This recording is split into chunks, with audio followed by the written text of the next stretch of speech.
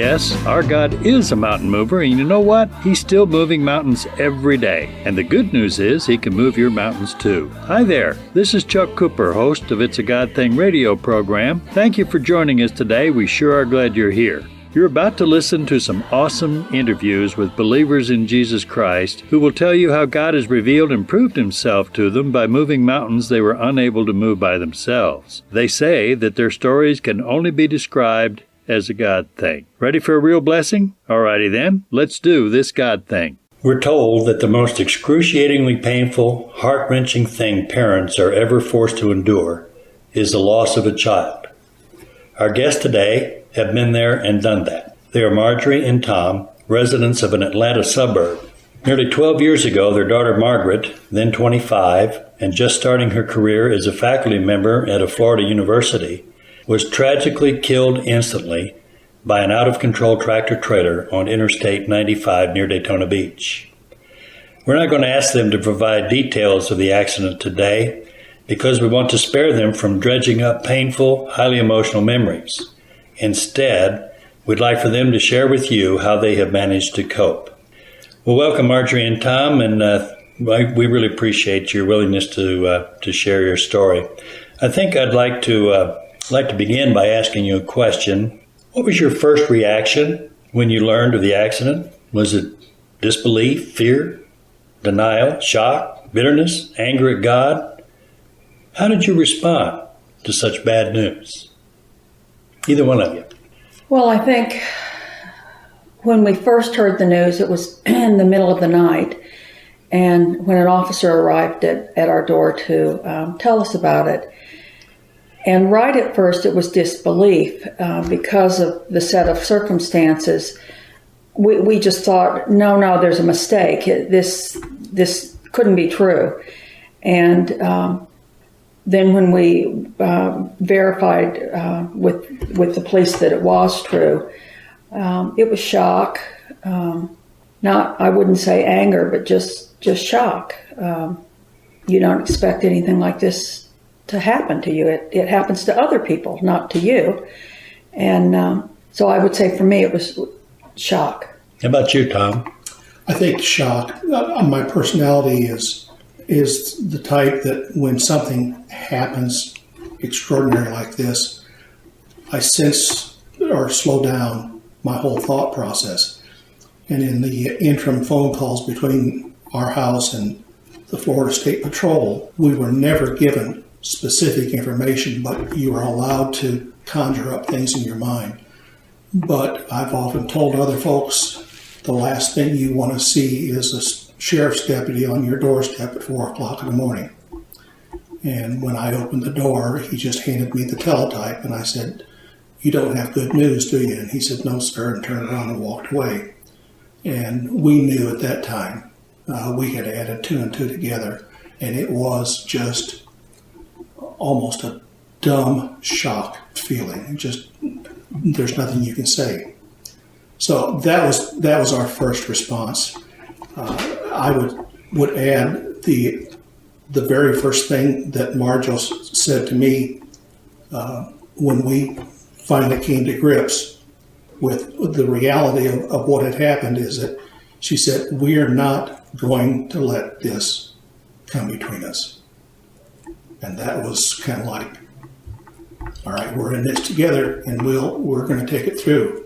Awesome. So that was the first thing. Well, another thing.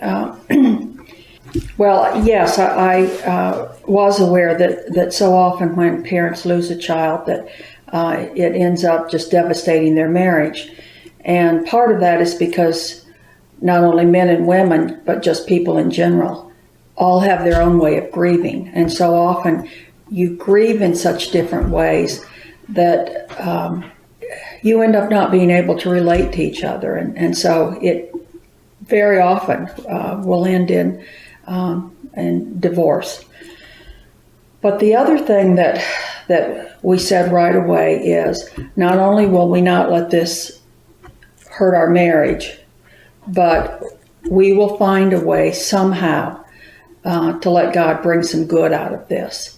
And we knew right from the beginning that we were just going to allow ourselves to more or less be his vessel to bring some good out of it, primarily as a way of honoring Margaret, but also as a way of honoring, of course, God too. So those two things, we weren't going to let it hurt our marriage, and we were going to find a way to let God bring some good out of it. And, Well, go ahead, Tom. and you also have to immediately pose the question and answer it yourself. And you simply say, are you who you say you are, God? And if you say yes, you only have one path to go. If you say no, you're in trouble for the rest of your life.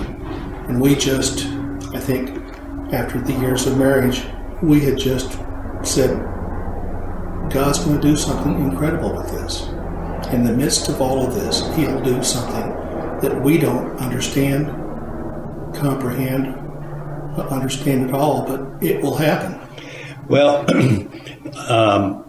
that's a tremendous attitude to take, obviously, but before you tell us how God used this, I've got another question. You have a second, younger daughter. As parents, we want to protect our children, and that's sort of an ingrained thing. How did you protect your daughter? How did you help her deal with her hurt? The first thing that we did, Okay. we had dear friends that we've known for 30 years. The first thing we did at about 4:15 or 4:30 in the morning was call Dave and Marilyn, and they were at our doorstep 7 minutes later. Wow. And so we broke the news to them. And then we had to determine how are we going to handle this with our daughter, who lived in a northern suburb. And we had to figure out how we were going to handle it with our daughter's grandfather. And so I'll let Marjorie explain what we did with both our daughter and grandfather. Well, we didn't want Catherine to just hear the news from us over the phone, so we called our niece who lived in North Atlanta, and we asked her to go over and arrive about the time that we called Catherine, so that Catherine would have somebody with her when she got the news, and then also to drive her down to our house. In the meantime, or in the years that have passed since Margaret's death, I'm afraid I have become a hyperactive, overly protective mother to a now 35-year-old daughter. Because, as I said a few minutes ago, you never think something like this is going to happen to you. And when it happens once, you suddenly are hit in the face with, well, if it happened once, it could happen again. Oh, yeah. And so I feel like I've become probably more protective than is healthy for either Catherine or me, and possibly Tom, just overprotective of Catherine. As far as helping her deal with her pain, Catherine has a very strong faith anyway, and so her faith has helped carry her through. In our particular circumstances, Margaret was kind of an overachiever. Things fell into place for her very easily. She was a winner of awards, and it was very hard for Catherine to grow up having an older sister such as Margaret. They were very close, but it was still a little hard to be Margaret's younger sister. Knowing that, I felt like it would be healthy in the weeks after Margaret's death to begin talking about some of Margaret's qualities that weren't so good, and we all have them.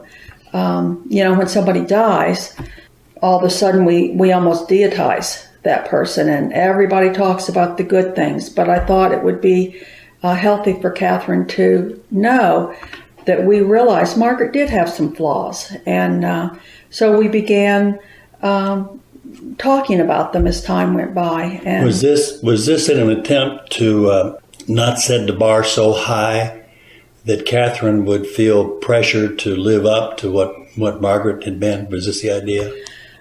Yes, and then just to also let Catherine know, okay, we were being realistic about this whole thing. We were not buying into that Margaret had no flaws at all.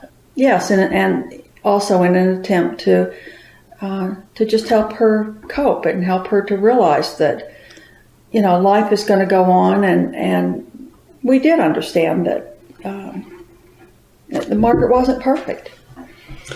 Well, I've got another question that I'd like to ask. Loving parents like you can never, ever get over your life-changing loss. We understand that. But would you please tell our listeners how you both have been able to cope and how you've been able to move on and how you've been able to rebuild your lives? Tom, you want to start?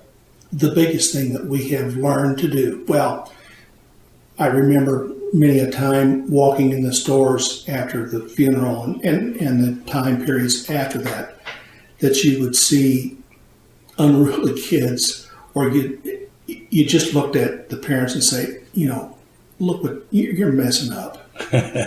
Or the tragic side would you would see somebody in a wheelchair or a child with deformities or just uncharacteristic defaults, and you would just simply look at one another and would just say, there are fates much worse than death. And so we finally, I think, took it to heart. I'll speak for myself. I think we took to heart the fact that there is a God, there is a heaven, and there is a place for you to go when you die. And if you believe that, then suddenly her death is not a tragedy. The tragedy is she gets to go to heaven. We have to stick around here in this mess that we're in. Well, that's amazing. And we had one of the ladies that was a Bible teacher for both our daughters who came to our house and is a coarse, curt lady who tells the truth. But she stood there in between us and she said, now I'm going to say something to you. And hear what I'm saying, because it's in love. And she said, if Margaret had a choice today, she would not come back. Ooh. And you had to take a deep breath and say, wait a minute, what are you saying? And that's probably, for me at least, has done more for me to accept the fact that the lucky one in this whole scenario was Margaret. That's awesome. And you either believe that or you don't. And if you don't,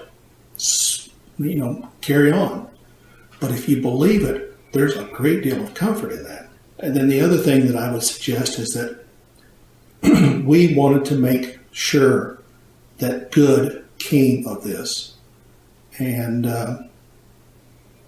so we try to, in every way, shape, or form, to give time. If there's any money, we try to do that. But we try to do that to honor her life, but just her memory. Yes. It's not forgotten.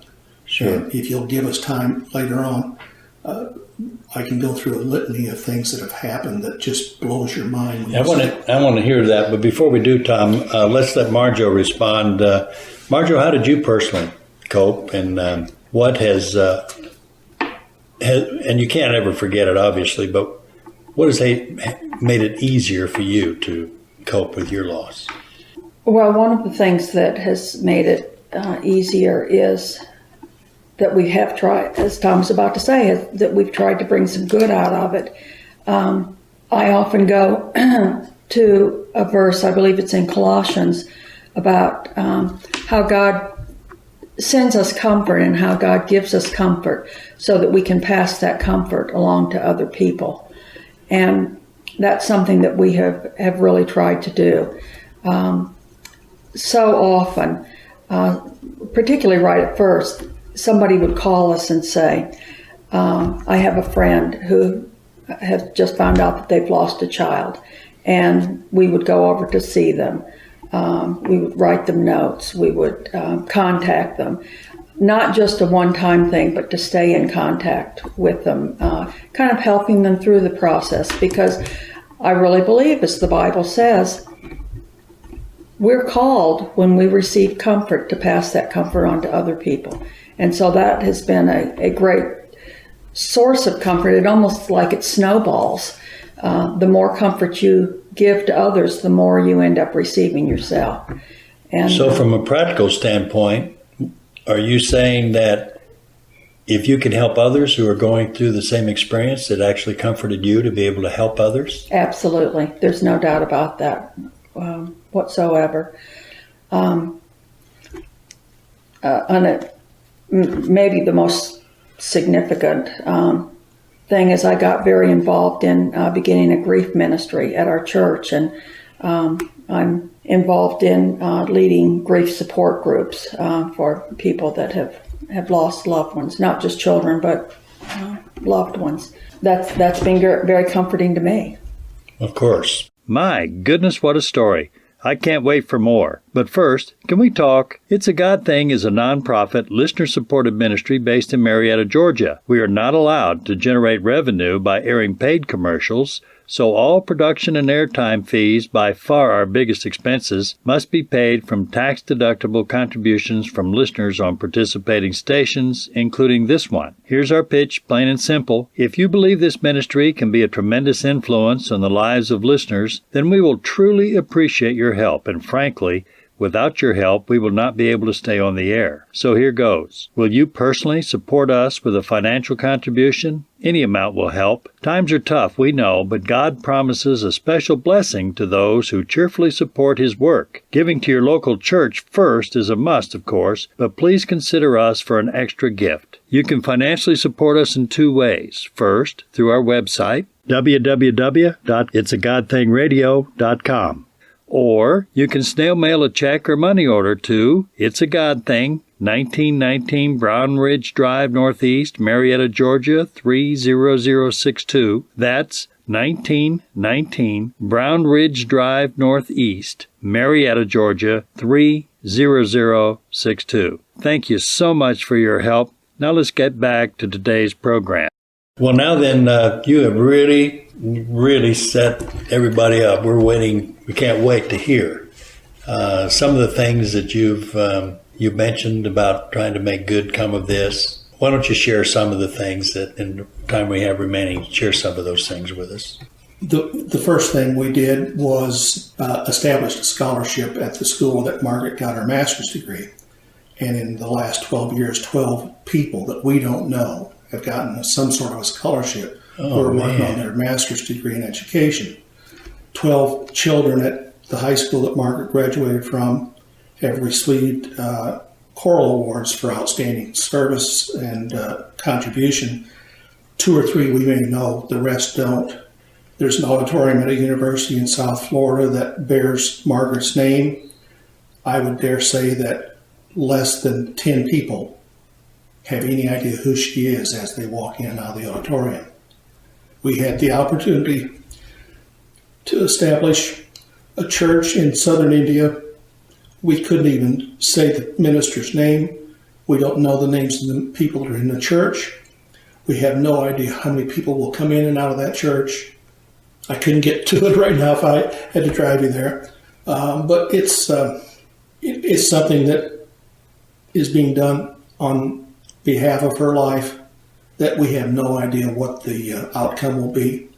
And then lastly, Marshall and I have somewhat dedicated ourselves to the support of a friend who is a missionary, but his missionary is different. He teaches nationals within their countries to minister to the church rather than sending missionaries over to the countries.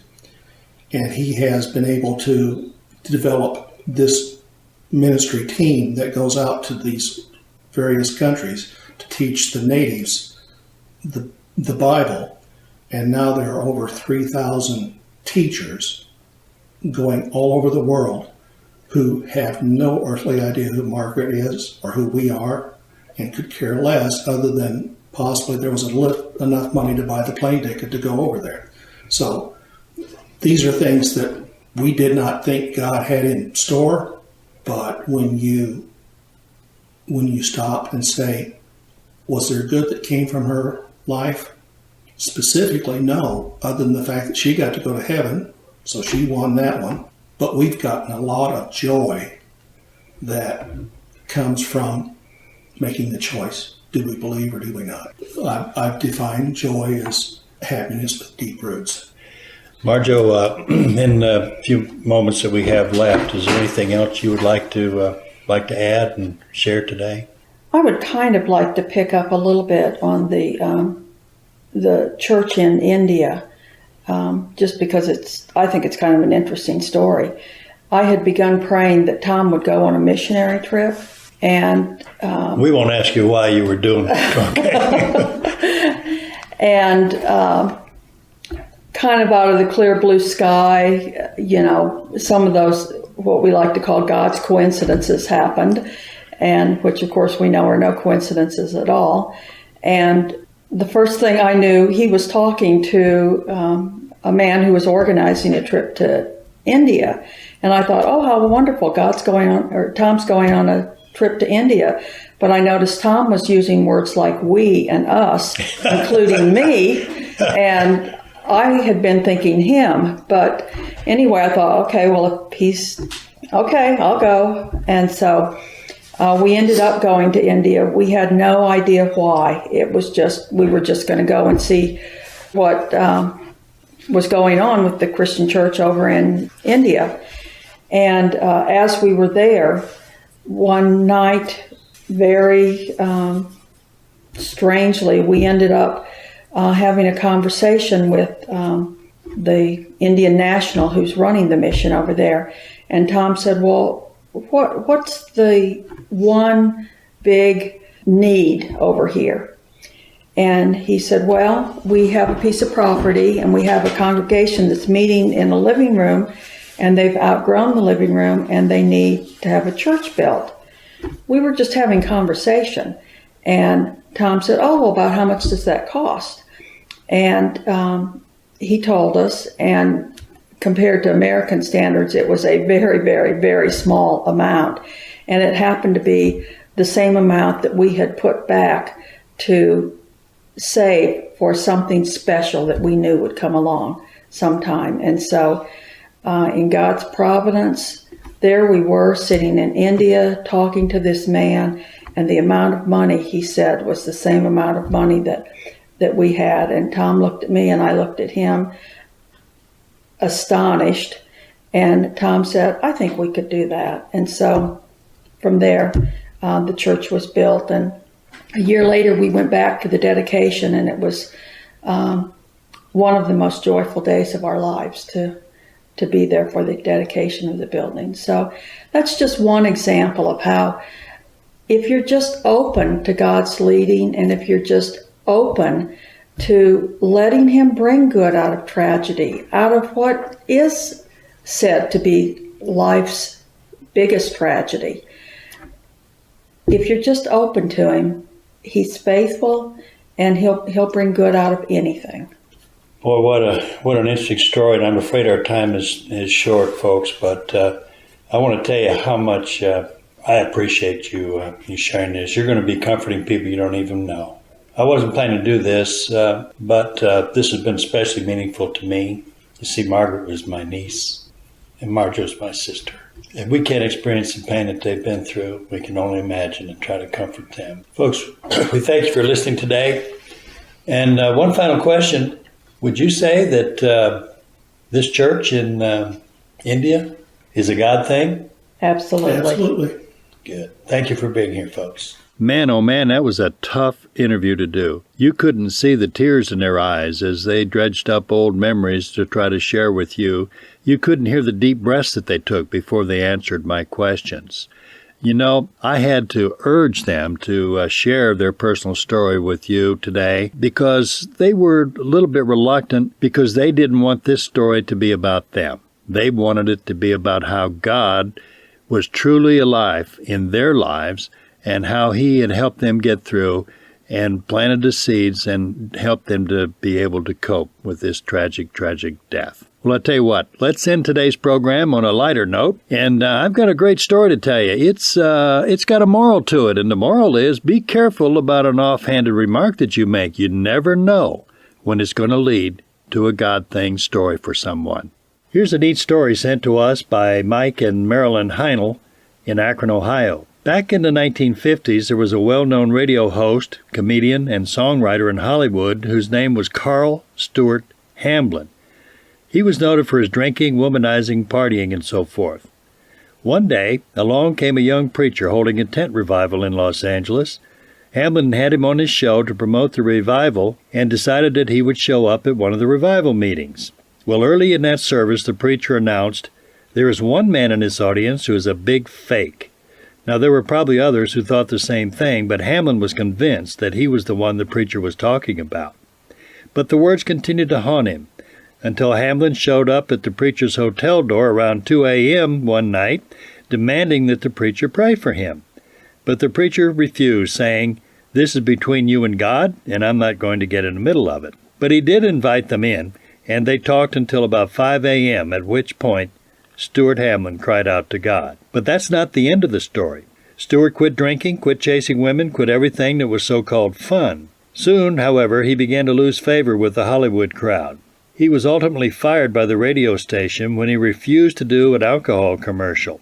He tried writing Christian songs and had much success with This Old House, written especially for his friend Rosemary Clooney. Later, at a party, his friend John asked Hamlin, "What's this I hear? You got religion?" His friend replied to him, "It's no secret what God can do in man's life." Whereby John said to him, "Well, gosh, that sounds like a song to me."